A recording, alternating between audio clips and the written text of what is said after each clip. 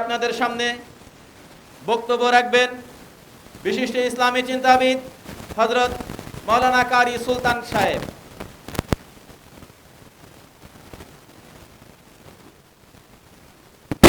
আসসালামু আলাইকুম ওয়া রাহমাতুল্লাহ।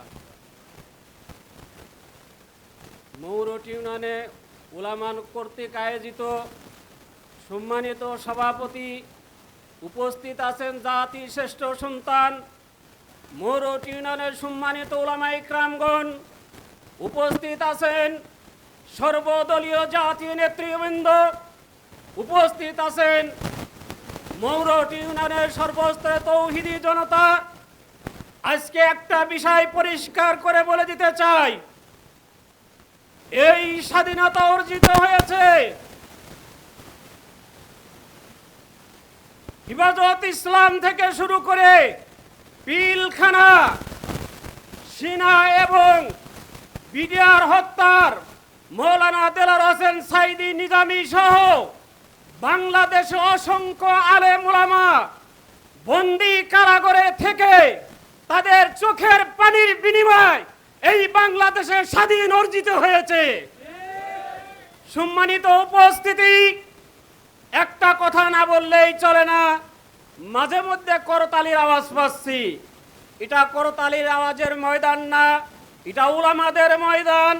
যদি কোনো সঠিক কথা হয় তাহলে ঠিক বলবেন, আর শেষে যা নারায়ে তাকবীর দেবেন।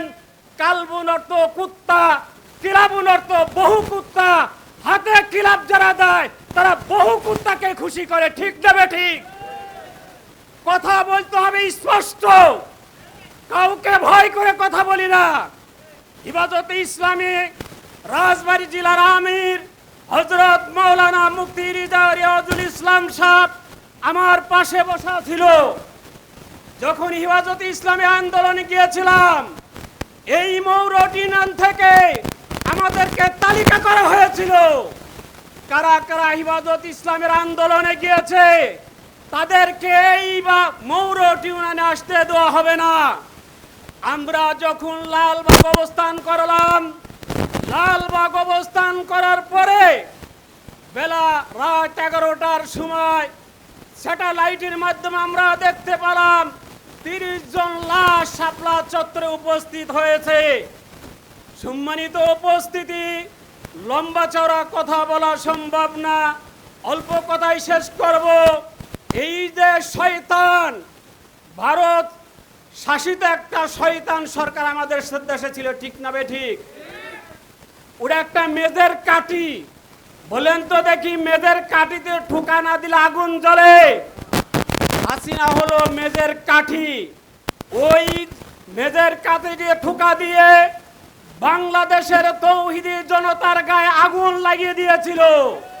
সেই আগুন নিবেনের জন্য বাংলাদেশে ছাত্র বয়স আন্দোলন কর্তৃক রাজপথে বুকের তাজা রক্ত ঢেলে দিয়েছে। সেই তাজা রক্তের সাথে সারা বাংলাদেশের আলেম উলামা তৌহিদি জনতা একত্রতা ঘোষণা করেছে। সেই একত্রা ঘোষণা করার পরে হাসিনা সরকার, ওই শয়তান সরকার দেখলো দেশে থাকার সম্ভব না। ও 2 দিন আগে বলছিল আমি ভয় পাই না, ভয় করি না, আমি কেন পলাবো, আমি পলাই নাই। পলান নাই আপনি, এখন কোথায় আছেন? আসেন এবার আমাদের সামনে দেখেন। আমি তো মনে করেছিলাম ওই দিন সিনার গুলি না, সারা বাংলাদেশে সমস্ত প্রশাসন যদি গুলি চালাতো বাংলাদেশের তৌহিদি জনতা রক্ষা করতে পারতো না, হাজার হাজার প্রাণ দিত, তাও শয়তান সরকারকে এদেশ থেকে বিতাড়িত করে ছাড়তো। সম্মানীয় উপস্থিতি, আমাদের মৌরটি ইউনিয়নে সম্মানিত উলামা ইকরামগণ আছে, জামাতে ইসলাম, ইসলামী ঐক্য জোট, হিফাজতে ইসলাম চরমনাই সহকারে আমরা সবাই একত্রতা ঘোষণা করে যে কোনো মুহূর্তে বাতিলকে প্রতিহত করার জন্য এক মঞ্চে দাঁড়ানোর জন্য আমরা রাজি আছি।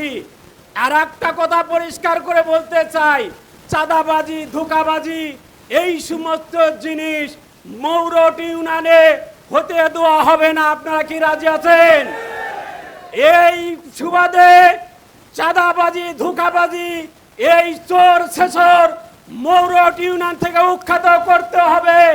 এই উৎখাত করার জন্য সারা মৌরট ইউনিয়নের তৌহিদি জনতা একত্রতা ঘোষণা করে আমরা কাজ করার জন্য রাজি আছি। আর একটা কথা বলি, এই দেশে 4 শ্রেণীর লোক বসবাস করি আমরা। কি বলেন? হিন্দু, বৌদ্ধ, খ্রিস্টান আর মুসলমান। হিন্দু, বৌদ্ধ, খ্রিস্টান সংখ্যালঘু, মুসলমান হলো সংখ্যা গরিষ্ঠ। এই দেশে ওই হাসিনা সরকার, ওই আওয়ামী লীগ সরকার এদেশের হিন্দুদেরকে যদি পুরাইয়া ছাই বানায় বাতাসে উড়াইয়া দেয়, তাও ওরা মনে করবে আমাদেরকে স্বর্গে রাখছে। ঠিক না বেঠিক?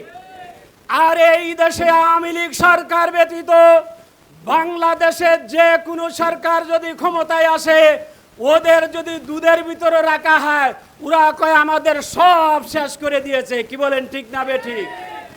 এই সরকারকে, এই সমস্ত হিন্দুবাদীদেরকে সতর্ক করে দিতে চাই, আপনারা বাংলাদেশের স্বাধীনতার সার্বভৌমত্ব রক্ষা করে চলবেন। আপনাদেরকে জান মাল হিফাজত করার জন্য বাংলাদেশের তৌহিদি জনতা যথেষ্ট। কথা ঠিক না বেঠিক?